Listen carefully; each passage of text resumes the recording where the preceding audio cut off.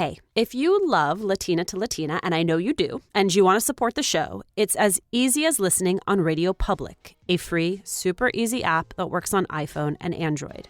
When you listen to Latina on Radio Public, we earn a little bit with every episode you hear. Thanks for listening and for loving the show. A lot's happened, okay? It's gone very quickly. And I do feel like I'm kind of arriving and settling in. But there's always that thing under me that is like, is this forever? And that's the part that won't let me fail. And that's the part that will keep me real and grounded and grateful, never being complacent and always wanting more. Actress Angelique Cabral decided she was ready to become a mom, and that to fully enjoy her future family life, she needed to land a role on a CBS sitcom. It was an oddly specific vision, but in 2015, she joined CBS's Life in Pieces. A year and a half later, she gave birth to her daughter, Adelaide. Today, we'll talk about what it takes to manifest the things we most want. Angelique, I'm so excited to be with you in real life. I know. Hi, me too. I'm so excited. I love to talk. Indeed. Your life is in a very sort of amazing place right now, and we're going to get to all that. Okay. But I want to take you back to the period of struggle. Okay. Because I think that is what most of us feel like we're in and can identify with. Right. So you go to University of Indiana. Yes. Big academic scholarship. Right. Then you moved to New York to pursue your dreams. Right. And part of that dream was musical theater. Yes. That was the dream. That was the dream. At the time. Yeah. And a lot of your friends moved with you. Yes, like Nicole Parker, Elizabeth Stanley. These are very famous working actors who are now on Broadway, starring on Broadway shows. We all moved there to like pound the pavement and audition, and we started going to open calls, and I was teaching. I did set myself up for like a little bit of success in that I didn't go into like waiting tables. I taught Montessori preschool. So that was my like side hustle. And I would do that in the mornings so that my afternoons were free to audition.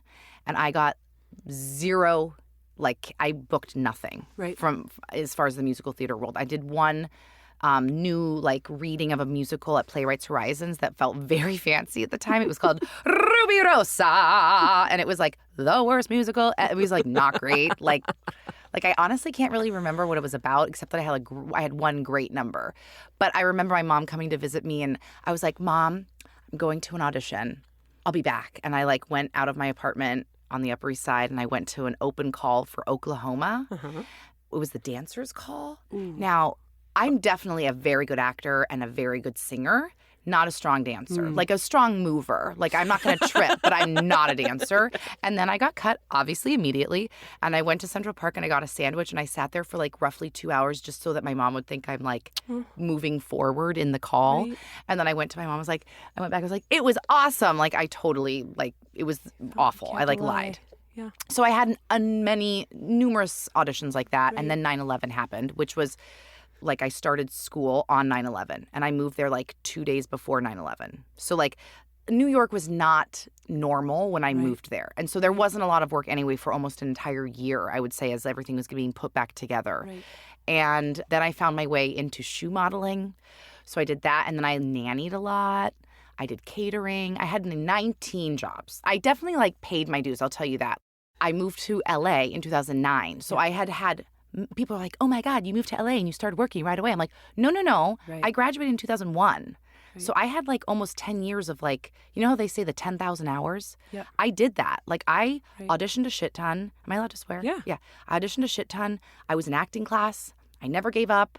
I was like, this is my dream. I discovered like positive thinking, law of attraction. And I want to get like to all of that because I need you to help me get to that place. Okay. Because there's just so much rejection. And I think that is complicated in of itself. And then there's rejection while you're watching people you love and admire get the things that they want. Yes. And that exact combination happened to me. Right. And I'll never forget it. It was like a very specific moment. I'll never forget. I went to see my friend Nicole Parker in like this big Broadway opening. And it felt at the time like everyone was succeeding except me. Right. And I got very jaded and I got very angry and dark and kind of spiraled deep. And all that did was put me in a bad mood and kind of bring all of that to me, right? So like what you think about is what you get. a good friend of mine started working with me. I had this like small production company called Bad Girl Productions, and we did like, at the time, like I guess they were YouTube videos, but we did like a video for Stephen Colbert about ice cream. Like we were actually ahead of our time, if I think about it. Like we were kind of groundbreaking and like pushing the limits, doing like PSAs about like STDs and like stupid shit, but it was actually very funny and good. But I met this guy who was helping us named Shay, and he introduced me to Abraham Hicks and Eckhart Tolle, and my mind was blown. I was like, oh, I'm basically doing this to myself. That's what I realized. I am bringing no success to myself because of the way I'm thinking about it. And instead of being grateful for all of these obstacles, grateful for these jobs, grateful for my money that's coming in, even though it was not a lot of money, grateful for the nannying, grateful for the shoe modeling, all these people that I'm meeting, I was angry about it. And instead, I started to bless it. And I started to reverse my thinking and say like, oh my God, I have a great life already. I'm already happy. And then all of a sudden, I started like booking big jobs. And I'm telling you right now, if you can't be happy where you are, you will never be happy with millions of dollars, a huge show, a huge movie. None of it will make you happy. Right. No, because there's always something people, more. Always. And I work with people. We make a shit ton of money on this show. People aren't happy, okay? Right. And this show's not going to make them happy. The next show's not going to make them, nothing's going to make you happy if you're not happy now. So it's really changing the way you think about all of your obstacles. And I would say they're not obstacles. It's life. Life is fucking hard. No one said life was supposed to be easy. That's how you learn about yourself. You learn about what you can handle. You learn about how to move through it with grace and ease. You learn how to handle people. There's always going to be annoying people in the world, and there's always going to be annoying people that you work with. For some reason, as actors or performers or artists, we think that we have to like love everyone and everyone has to be your best friend. No, they don't, and they're not going to be. That's just how life is. So I think if we let all of these things bump us and constantly set us back, like you stub your toe and then your day's fucking ruined, you don't get the job and then you lose it. No, then you're literally never going to go anywhere because you're just going to be constantly setting yourself back, like stunting your growth. And instead, it's like, how do you bless all of those things and say, oh, I stubbed my toe, at least I have a toe. I'm really glad because I feel that. Oh, that's going to wake me up. And now I'm going to be more aware of how I walk, and I'm going to wear different shoes. And and listen, it sounds easier said than done, but it takes time to recondition your thinking. Yeah. And I worked hard for like many years. So this started in probably, I would say 2007 or 8 when I caught myself being in this perpetual bad mood. And I moved here and I continued with Kundalini yoga, and I met Leslie Kahn, and I was sent to her to basically help my acting get sharper.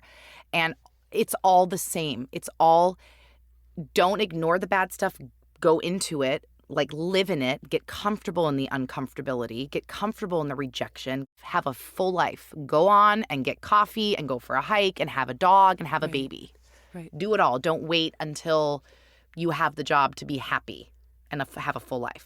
And I want to come back to you manifesting the life you have now, because that's really what I need you to teach me how to do. But first, I want to talk about your IMDb page, because when I scroll through it, it seems to me like you play a Latina character about 50% of the time. 50%. Almost. I think it's almost exactly 50%. Right? Yes. I think. Yeah, like, if I remember. Why? I mean, if you're just going by last names, right? Where I Right. feel like you're always playing someone in like Jenny Rivera. Right. Mm-hmm. Or like How- Alvarez. Yes. Yeah. When I first started like booking series regulars and like jobs, this happened twice where they had to change. Well, then if they had to, they changed the name. And like originally it was like Woo, or like it was like a different ethnicity. And then they changed it to be like whatever I am. So they changed it to be like Hispanic. And I remember for enlisted, her name was originally Sergeant Pop. And then they changed it to Perez. So they kind of tailor it once I book the role. And as I'm very open about, my dad speaks Spanish and is Mexican and Native American, and my parents were divorced and I was not raised with him, and I did not learn the language. I learned French. My mom was like, fuck this guy, you're going to learn French. In retrospect, probably has hurt me the most in my career, if I can say that. Although I got in at the time where it was just starting to be trendy to be any kind of ethnicity. They were starting to match content to what the U.S. actually looks like. Right. And like I would say that Devious Maids was one of those first shows, and that was my first pilot. My first series regular was Devious Maids, and that was one of the first all-female, all-Latina casts, and I'm so proud to have been a part of that show.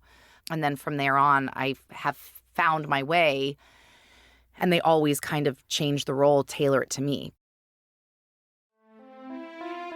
When I first started doing this and I would talk about climate change, it was like another subject like geology, hydrology, meteorology, and it was well received. And then at some point it got politicized. What made climate change political was the most comprehensive, longest-running propaganda campaign in U.S. history. I'm Amy Westervelt, the host of Drilled, a true crime podcast about climate change. Listen and subscribe wherever you get your podcasts.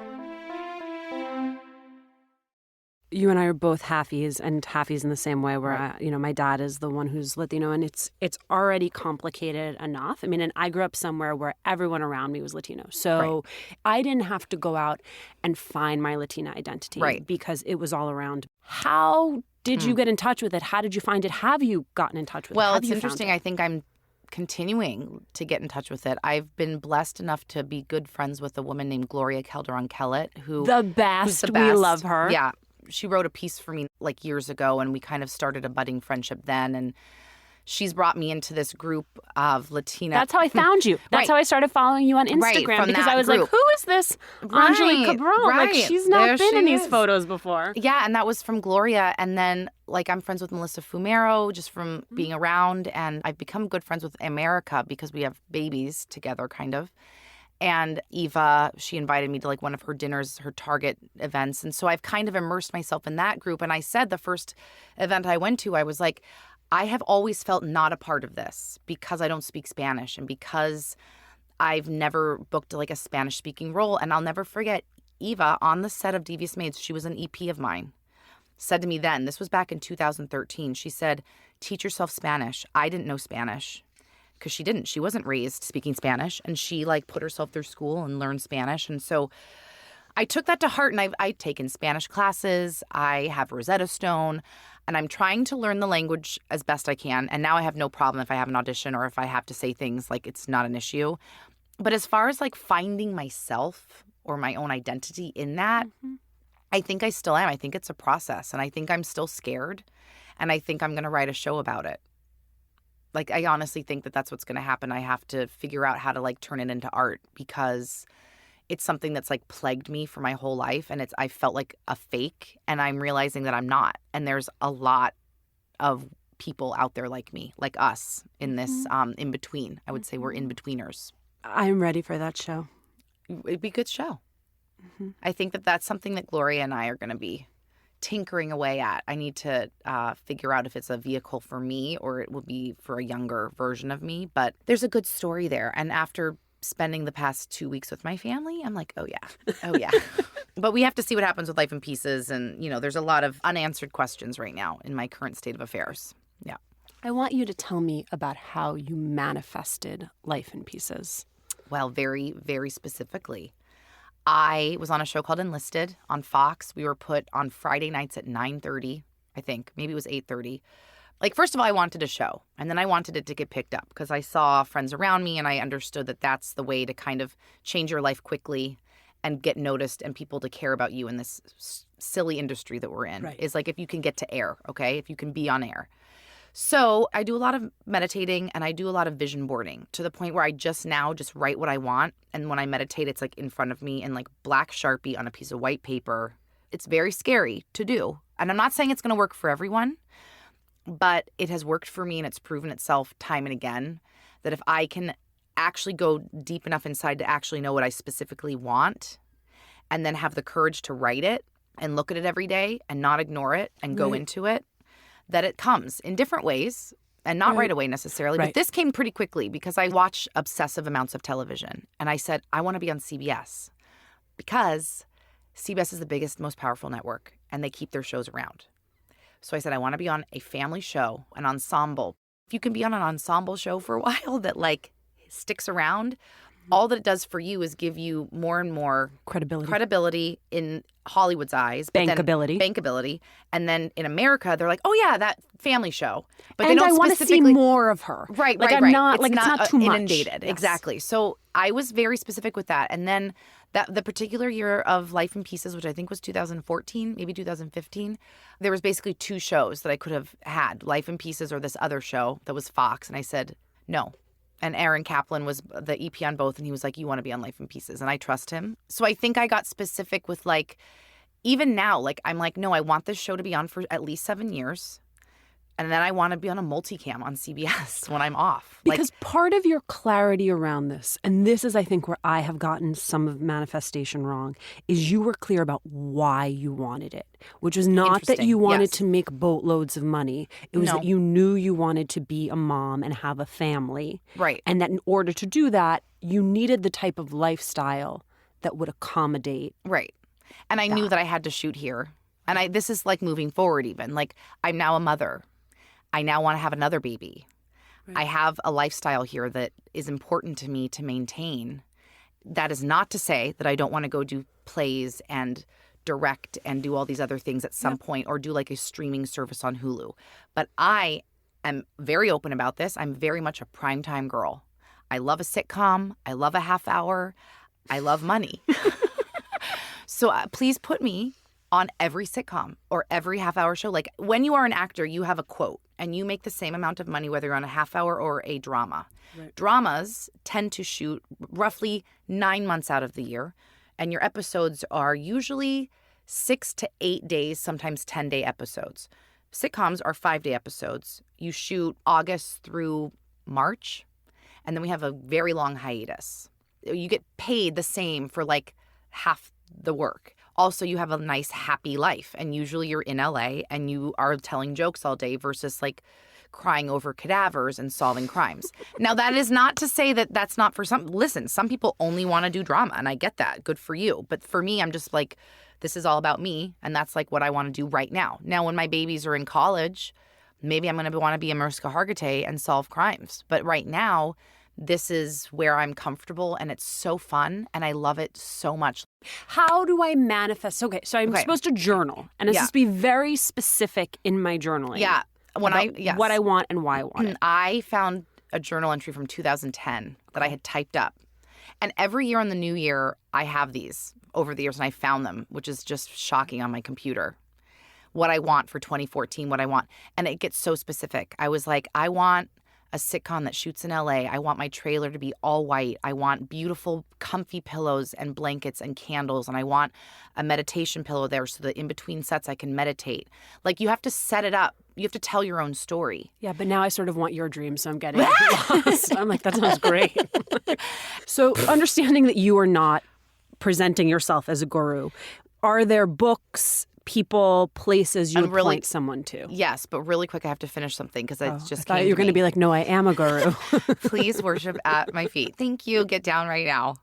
What I was going to say is part of that changing your mind is going back to that idea of, like, let's say I want this house, but instead of saying, if I don't get it, oh my God, I don't know if I can afford it, you literally are like, it's going to be great. And if it doesn't come, then it's going to be fine too, because I never let myself down and everything's always perfect. And I always have what I need and I always have everything I want. And the other house will come if this isn't the house, but it's going to certainly set my mind and my eyesight and my desire at a higher level. And it's going to bring me something better. So it's, again, like always being positive about the thing you want instead of negative. Does that make sense? Yes, it makes perfect sense. It's like a very fine line, and it's very hard for most people to do that. Right. But it's never having a negative thought about anything. And if you just stay positive about even the things you don't get, going back to stubbing your toe, then you're constantly in a state of high vibration. So that's what's coming to you also, is things that vibrate where you're at. Like, I set my intention and I set my life very high. So when you walk into my home, it's a high vibrating house. My mantras are playing all the time. If I'm with you and I don't like your energy, I'm not going to hang out with you because you're yucky and it's too dark. I don't like that. So like, you have to like protect yourself constantly and be very aware that it's like it's a purposeful life. It's not by accident. There's no accidents. Right. So where to jump in? I would say my influences, maybe you should say, is Eckhart Tolle, Wayne Dyer, and Abraham Hicks. Okay. Which is all about being present, being now. Nothing matters back then.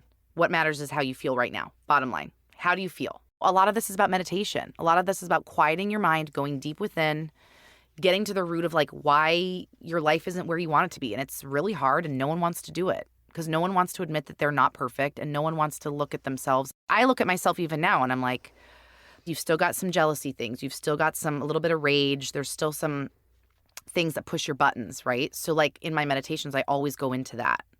Don't ignore it because that's going to ruin your life. Since you're a fan of Latina to Latina, then you must check out Tamarindo Podcast with Ana Sheila Victorino and Brenda Gonzalez. Tamarindo Podcast features Latinx voices at the intersection of politics, pop culture, and life. With the addition of Ana Sheila, the show will also delve into wellness, stress detox, and balance. Join in on the fun as hosts and guests discuss important issues impacting the Latinx community, the latest chisme, and balance it all con calma. Subscribe to Tamarindo Podcast wherever you listen to podcasts and at tamarindopodcast.com. You said something earlier that I want to pick up on, which is that there was a point at which you realized you needed to sharpen your acting. Oh, yeah. Well, I was told that.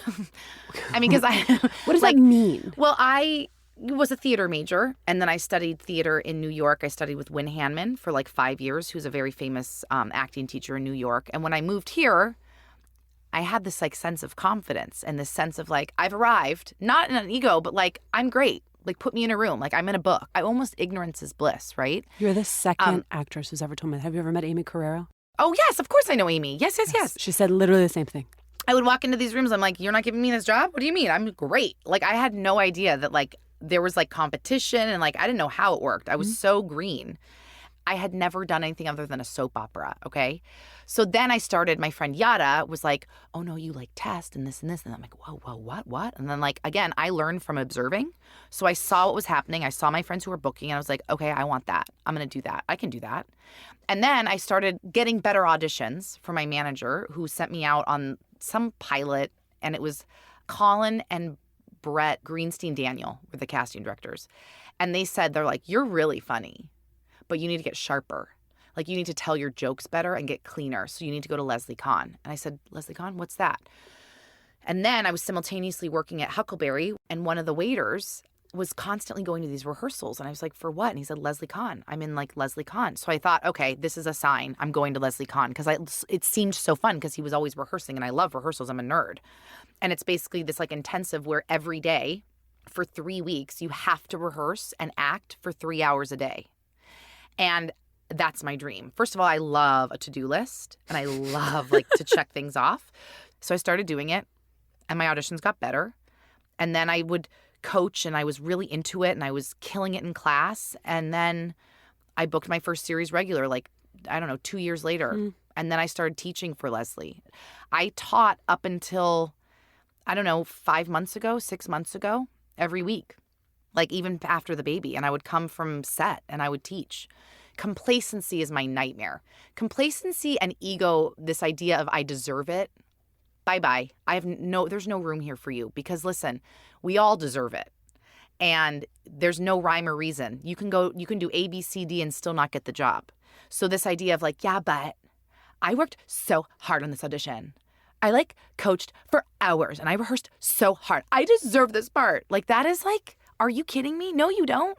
You might never deserve the part. I feel seen and I want to disappear into the back of the wall. But that was me for a long time. That was me when I moved here. I was like, I have worked so hard. I studied theater in college. I went to Win Hanman for 5 years. I'm so good. I deserve it. I'm 28 years old and this is all I've done my whole life. No, you don't. No one cares about you. Like, keep working hard. Do the work. Yeah. Then the work will come. And it still might not come. Like that's the fucked up part about our industry in general is like you can do the work and do everything I'm telling you and manifest. It's not a meritocracy. And it might not happen. So that's why I go back to my first idea, which is like no matter what, acting, money, everything else aside, you have to be so happy in your catering job and in your shoe salesman job. And know that like that's somehow got to fulfill you. And if you have to do regional theater or stay in class just to get your fix, do that because it's going to make you happy. And then you're going to be happier when you go in the room to audition. You had your daughter, I had my baby. Her name is Adelaide. Yes, I feel like I know her. Is being a mom what you thought it would be? It's like so much more. Like it's like so the best. Like I don't know how to explain it. Like it's your whole life. But also I've maintained my individuality. I've also in a good place. Like I've set myself up for success. Like I do have help and I have a great system around me. My mom's pretty available to come down from Carmel to help me. Being a mom, it like brings out the best part of me. You've manifested all of this. So what do you want to manifest next? Well, there's a part of me that wants, right now I'm manifesting several more seasons of Life in Pieces and then another baby. And then my next show will be more of a vehicle for me, some sort of multicam sitcom. I'd love to stay on CBS because I love CBS. I'd love to remain employed by them. And then I'd like to start building an empire of shows that I'm either creating or producing, maybe directing. And I want to write more. So that's in my manifestations right now. And my fans, if you will, love what I have to say about motherhood and weight loss and being healthy and all of this. So I think I have a lot to say. And the articles that I have written have been big hits about breastfeeding and how like it didn't make me skinny, it made me fat. And I'm just very candid about my experience. So I think that somewhere in there's either a book or more articles. And I kind of feel like the world is my oyster. Like I feel like I've arrived at a really beautiful place at 40. I give less shits about what people think of me. So I almost feel like more willing to take risks. And so I'm excited to see about, I don't know, what happens in these next couple of years. I want to get to where you are because you do seem legitimately happy. Yeah. I mean, I cry. Listen, I'm going to start crying every day. I mean, I cry all the time. I like walk around my house like, is this a dream? And that's something I work on too. Like there's always a little bit of fear, right? When you do achieve what you want, that it'll go away. Absolutely. So for me, because of my upbringing, because of where I've come, and a lot's happened in 3 years. Like in 2015, I still lived in an apartment in Santa Monica. And I've owned 2 houses in like 2.5, 3 years. And like a lot's happened, okay? It's gone very quickly. Although at the same time, it's been a lifetime of arriving. And I do feel like I'm kind of arriving and settling in. But there's always that thing under me that is like, is this forever? And that's the part that won't let me fail. And that's the part that will keep me real and grounded and grateful and never being complacent and always wanting more. Being grateful for where I am, but always looking ahead, which is also part of what I think I'm good at, is understanding where I am and now where do I go from here? What's next? Who do I want to work with? What do I want to bring into my life? Angelique, thank you so much. Thank you so much.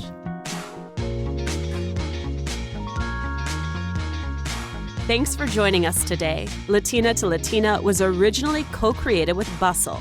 Now the podcast is owned and executive produced by Juleka Lantigua Williams and me. Maria Muriel was the sound designer on this episode. We want to hear from you. Tell us who you want to hear from and how you're making the show a part of your life.